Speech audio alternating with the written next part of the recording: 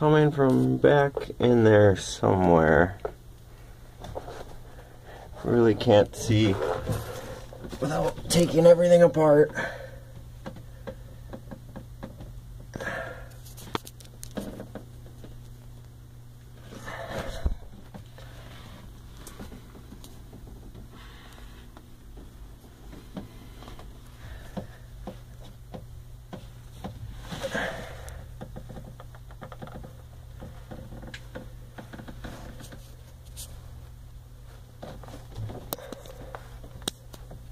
The bottom of the heat exchanger is wet,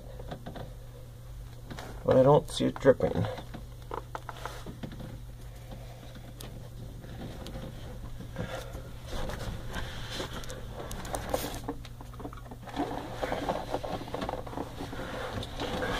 This is kind of unbelievable.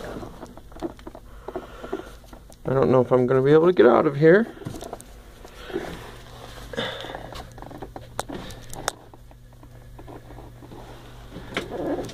I really can't see where this is starting.